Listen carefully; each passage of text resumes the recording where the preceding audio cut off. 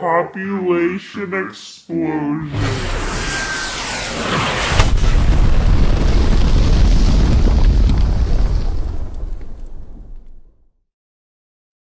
The world population experienced a lot of growth around 1930 for many different reasons. The population increased because of sanitation, personal hygiene, medicine,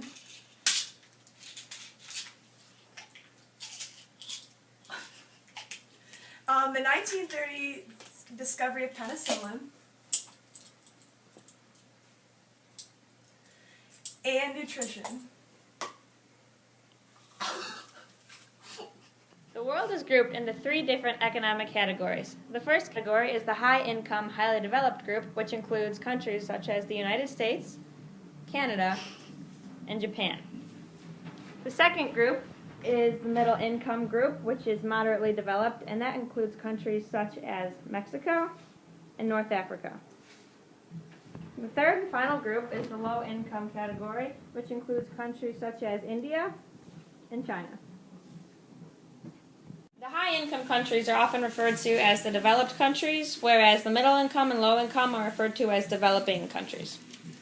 Developing countries hold 80% of the world's population, while only having 20% of the world's wealth, while developed countries only have 20% of the world's population and hold 80% of the world's wealth. 99% of the world population growth is occurring in developing countries, while the developed countries are stabilizing. This clip shows population growth in developed countries, which is only 0.1% a year. This clip shows population growth of developing countries, which are growing at 1.7% a year.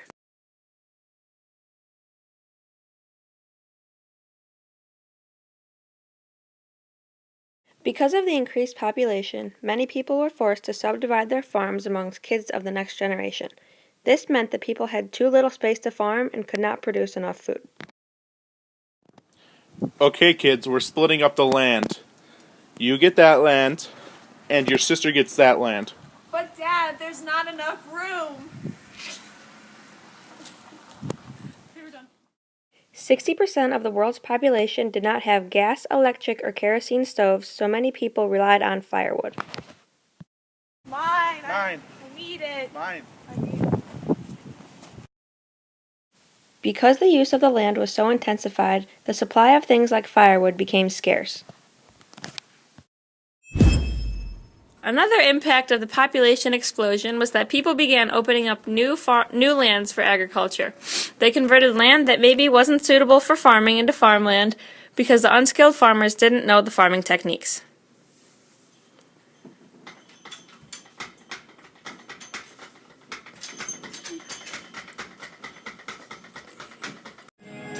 Many people began migrating to the cities in search of new opportunities.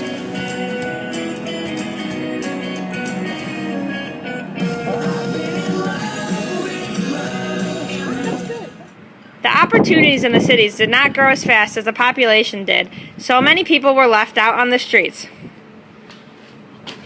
Please, may I have some food? No. A lot of begging also occurred.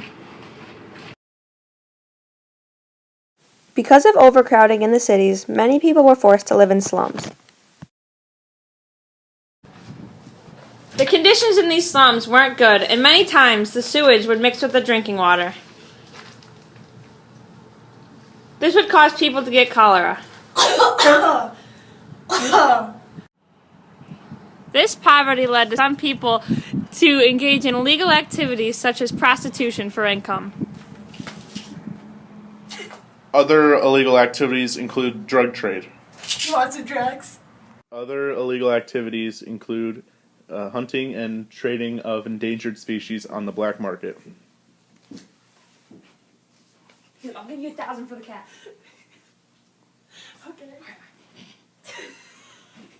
Okay. People in developing countries traveled to developed countries for a brighter future. Guys, maybe we could get out of to India someday. You know, there's not that many opportunities here. Let's go to America. That's a good idea. There's a ton of jobs in America. Yeah! People in developing countries travel to the developed countries in search of a brighter future. However, after so many immigrants came to these countries, overpopulation and high unemployment occurred, so many European Union countries severely limited their immigration from developing world. Aw, rats. This is an example of a population profile for the developed country of Italy. The fertility rates of women in this country are low, so there is a decreasing amount of young people. Population projections in developed and developing countries differ greatly. Hello, I'm from Italy.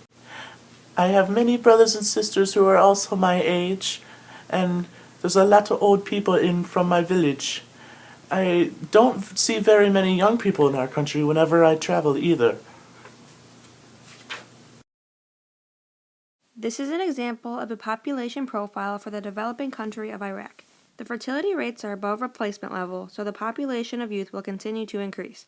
This means that more facilities will need to be built to meet the needs of more children. Hello, I am from Iraq. Each family in my country has about 3 kids, so there are lots and lots of young people in my town. This is why they are building so many new schools and houses for all these children.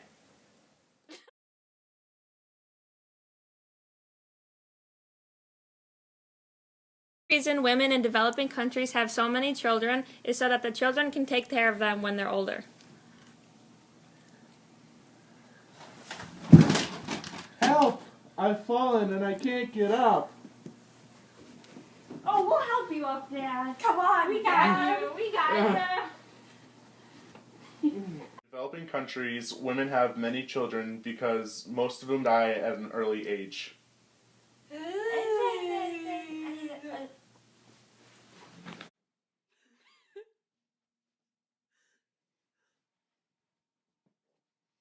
Women in developing countries have many children so that they can help with the work around the house.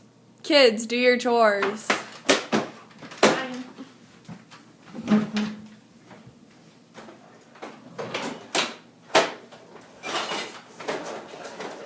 In developed countries, education is more important, so children go to school. This means that they can no longer help with chores around the house, so they become a liability rather than an asset, causing women to have fewer children. In developing countries, education is not important, so kids remain assets to the family for their entire lives. What's school? In developing countries, women are discouraged from higher education, owning businesses, and pursuing careers. I want to be a doctor. I want to be a lawyer. No! You're too stupid. Go get pregnant right now. In developing countries, contraceptives are not available, leading to more children. I love you, Let's get it on. but we don't have any contraceptives. Who cares? In developed countries, contraceptives are more widely available, so less children are born. Honey, let's go. The World Bank was developed as a special agency within the United Nations to help governments of developing countries borrow money for projects they cannot afford. I'm the World Bank. What do you need? I want to build a church. Okay, here's some money.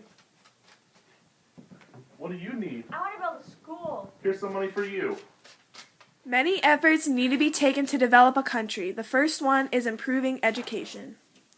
This is so people can read and write to spread information better. Second is better health, such as the prevention of AIDS.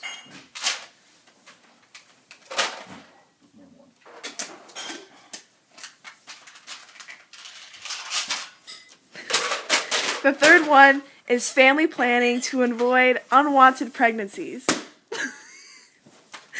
The fourth one is enhanced income by introducing a cash economy rather than a barter economy. And last but not least, better resource management, such as wildlife. So, Dr. Jividen, what are some ways we can control the population? You can sterilize the population. You could legalize abortion. You could have available contraceptives, or you can create laws like China does, where people can only have one child.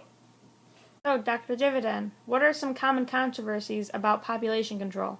Well, the idea of, is it right to sterilize someone so they can't have children, or is it right for someone to get an abortion? Like, that's where we get those things like pro-life and pro-choice. So, let's take it to the streets and see what everybody else thinks. We're here with Maddie Tata on the streets. So, what do you think about the abortion debate? Abortion is wrong. I am definitely pro-life. So here we are with Jensen Tata. What do you think about the sterilization of women? Sterilization of women is okay. Women in developing countries are having too many children anyways. Wait, there's Alex Smith! We have a couple questions for you. Okay. What do you think about laws prohibiting the amount of children you can have in countries such as China? I think it's wrong. I should be able to have as many kids as I want. Wait, we need more comment! Human populations in countries around the world differ greatly. The population needs to be controlled. Or else.